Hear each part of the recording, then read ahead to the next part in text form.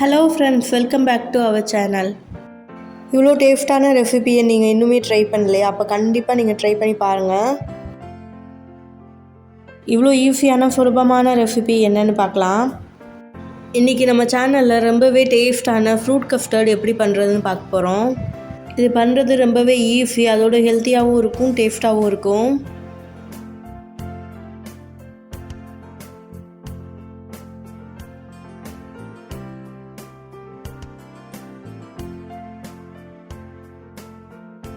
இவ்வளோ டேஸ்ட்டான fruit custard எப்படி பண்ணுறதுன்னு பார்க்கலாம் வாங்க. அதுக்கு நான் ஒரு 3/4 லிட்டர் பால் எடுத்திருக்கேன். அது ஒரு பாத்திரத்தில் சேர்த்து காய்ச்சலாம். கூடவே ஒரு 50 கிராம் தண்ணி மட்டும் சேர்த்துக்கலாம், அப்போ தான் அடி பிடிக்காமல் இருக்கும். இப்போ பாருங்கள், பால் நல்லா பொங்கி வந்துருச்சு. இதை இப்போ சிம்மில் வச்சுட்டு நம்ம கஸ்டர்டு பவுடரை ரெடி பண்ணிடலாம். அதுக்கு 3 ஸ்பூன் கஸ்டர்டு பவுடர் எடுத்துக்கலாம். அதை இப்போ கொஞ்சமாக தண்ணி சேர்த்து நல்லா கலந்துக்கலாம். டேரெக்டாக அப்படியே சேர்க்க முடியாது, கெட்டி கெட்டியாக வந்துடும். அதனால் தண்ணி சேர்த்து நல்லா கலந்ததுக்கப்புறமா பாலில் சேர்த்து மிக்ஸ் பண்ணிக்கலாம். இப்போ பாலில் 150 கிராம் சுகர் சேர்த்து நல்லா கலந்துக்கலாம். சுகரை சேர்த்து நல்லா கலந்தாச்சு. இப்போ ரெடி பண்ணி வச்சுருக்கிற கஸ்டர்டையும் சேர்த்து நல்லா கலந்துக்கலாம். கைவிடாமல் நல்லா கலந்து விட்டுக்கலாம், இல்லைன்னா கெட்டியாக ஆயிரும். பாலில் கஸ்டர்டை சேர்த்து நல்லா கலந்ததுக்கப்புறமா ஒரு 5 மினிட்ஸ் சிம்லேயே வச்சு நல்லா கலந்து விட்டுக்கலாம், இல்லைன்னா அடியில் பிடிச்சிரும்.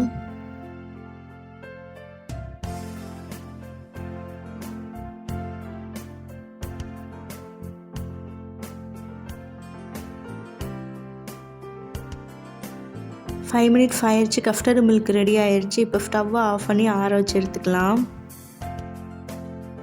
இது இப்போ வேறு ஒரு பவுலில் மாற்றிடலாம். இது இப்போ ஆறட்டும், அதுக்கப்புறமா பார்க்கலாம்.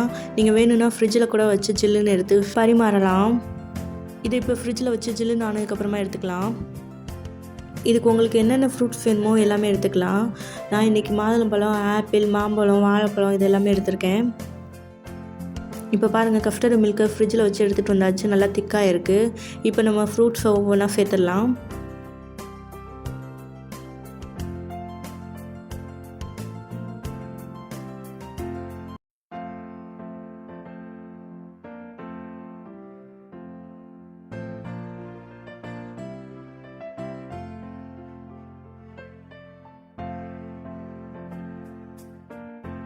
அது கூடவே பொடி பொடியாக கட் பண்ண டேட்ஸை சேர்த்துக்கிறேன்.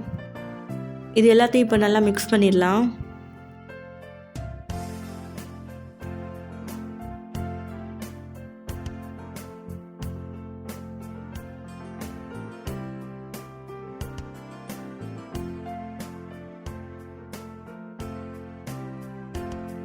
உங்களுக்கு என்னென்ன நட்ஸ் வேணுமோ எல்லாமே சேர்த்துக்கலாம். நான் இன்றைக்கி பாதாம் சேர்த்துக்கிறேன், பொடி பொடியாக கட் பண்ணி சேர்த்துக்கலாம். அவ்வளோதான், ஃப்ரூட் கஸ்டர்ட் சூப்பராக ரெடி ஆயிடுச்சு.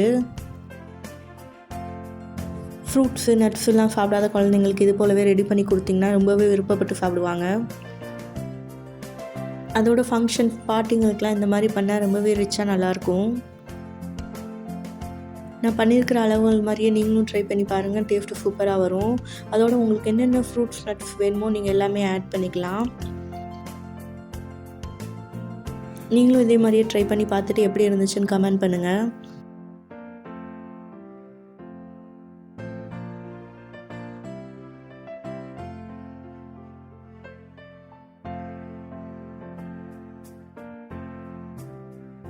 உங்களுக்கு இந்த வீடியோ பிடிச்சிருந்தா நம்மளோட சேனலை சப்ஸ்கிரைப் பண்ணி கூடவே பெல் பட்டனை கிளிக் பண்ணி வச்சுக்கோங்க. அப்போ தான் நான் போடுற எல்லா வீடியோவும் உங்களுக்கு நோட்டிஃபிகேஷனில் வரும்.